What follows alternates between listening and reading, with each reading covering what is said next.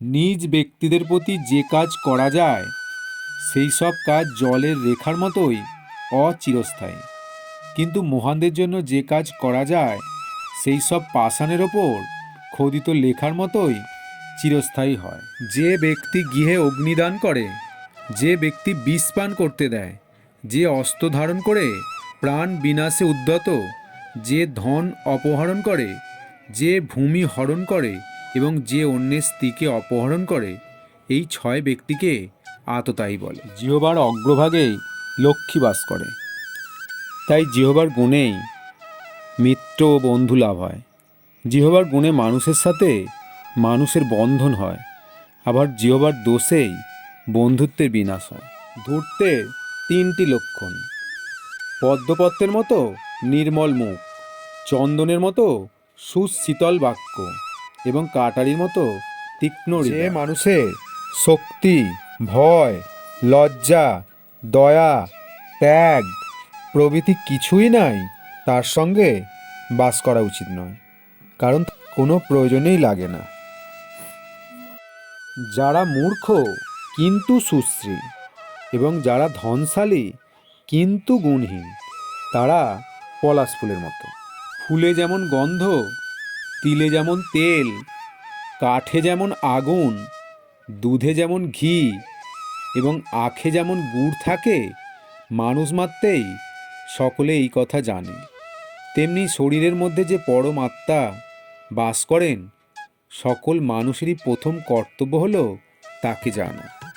ধৈর্য যুক্ত হলে দারিদ্র্য শোভা পায়, খারাপ কাপড়ও পরিচ্ছন্ন হলে শোভা পায়, নিকৃষ্ট অন্নও যদি উষ্ণ থাকে তাকে গ্রহণ করা যায়, সেইরূপ স্বভাব সুন্দর হলেও কুৎসিতকে সুন্দর মনে হয়।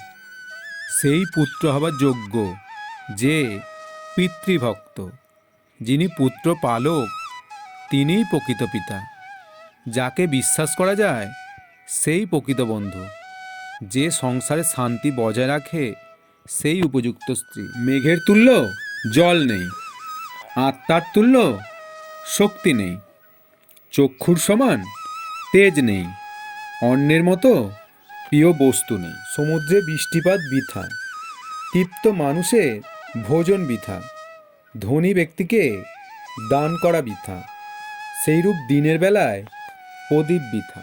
প্রবাসে বিদ্যাই বন্ধু, গৃহের বন্ধু স্ত্রী, রুগীর বন্ধু ঔষধ, আর মৃতের বন্ধু ধর্ম। অভ্যাসী বিদ্যাকে ধারণ করে, বংশকে ধারণ করে চরিত্র, গুণের মাধ্যমেই শিষ্টকে জানা যায়, আর ক্রোধের প্রকাশ হয় দৃষ্টি। তপস্যা একাই করা চলে, দুজনে মিলে চলে বিদ্যা অভ্যাস, 3 জনে মিলে গান, 4 জনে মিলে ভ্রমণ, 5 জনে মিলে করা যায় ক্ষেত চাষ, আর বহুজন মিলে যুদ্ধ করা যায়। অপরে যার গুণগান করে সে যদি নির্গুণ হয় তাহলেও সে গুণী। নিজেই নিজের গুণকীর্তন করলে স্বয়ং ইন্দ্রেরও সম্মানহানি ঘটে।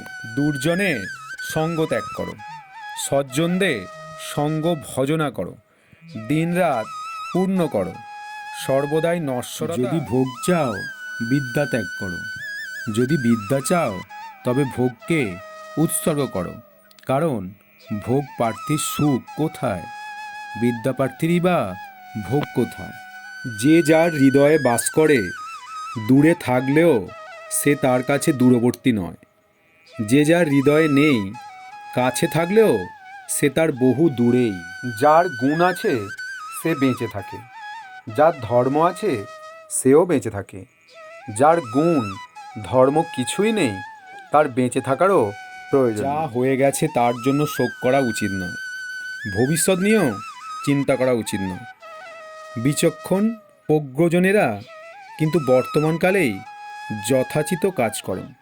বিন্দু বিন্দু জল জমে যেমন ঘট সম্পূর্ণ ভরে যায়, সেইরূপ বিদ্যা, ধর্ম এবং ধন ক্রমশই বর্ধিত হয়। যেমন মলয় পর্বতের সংস্পর্শে বাঁশ চন্দনে পরিণত হয় না, সেইরূপ যাদের অনন্ত সারশূন্য তাদের উপদেশ দিয়ে কোনো ফল হয় না। যাচকরা লোভীদের শত্রু, উপদেষ্টারা মূর্খদের শত্রু, স্বামীরা পরপুরুষে আসক্ত স্ত্রীদের শত্রু, আর রাতে চাঁদ চোরেদের শত্রু। বিষশূন্য সাপেরও ফোনা তোলা উচিত, কারণ বিষ থাক বা না থাক, ফোনা তোলাটাই ভয়ঙ্কর। রূপকে অলঙ্কিত করে গুণ, বংশকে অলঙ্কিত করে চরিত্র, বিদ্যাকে অলঙ্কিত করে সাফল্য, আর সম্পদকে অলঙ্কিত করে ভোগ।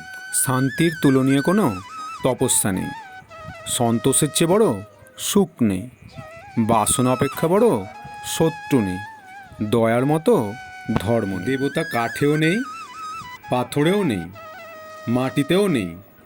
দেবতা আছেন অনুভূতির মধ্যে, ভাবি তার সত্তার কারণ। মেয়েরা ধন পেতে চায়, মধ্যমেরা চায় ধন ও মান দুই, উত্তম ব্যক্তিরা কেবল সম্মান চায়, মানই হলো মহতের সম্পদ।